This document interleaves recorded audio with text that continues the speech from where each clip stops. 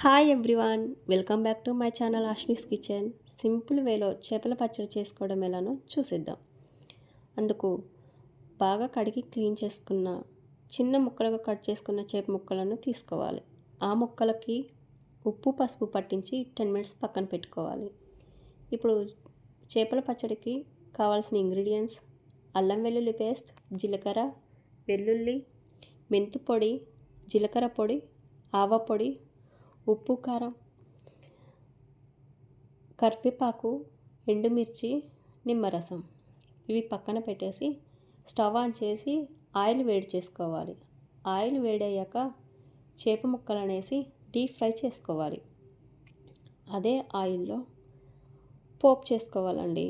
కొంచెం ఎండుమిర్చి, కొంచెం కరివేపాకు, కొంచెం జీలకర్ర, కొంచెం అల్లం వెల్లుల్లి పేస్ట్ వేసి బ్రౌన్ కలర్ వచ్చే వరకు రోస్ట్ చేసుకోవాలి.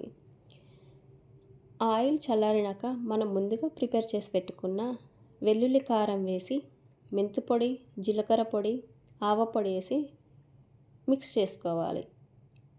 అదే కారంలో చేప ముక్కలను వేసి పర్ఫెక్ట్గా కలిపేసుకొని ఫైనల్గా నిమ్మరసం వేసుకోవాలండి. ఎంతో రుచికరమైన చేపల పచ్చడి రెడీ అండి. ఈ వీడియో మీకు నచ్చినట్లయితే లైక్ చేసి, షేర్ చేసి, నా ఛానల్ని సబ్స్క్రైబ్ చేసుకొని బెల్ ఐకాన్ని ప్రెస్ చేయండి. Thank you for watching.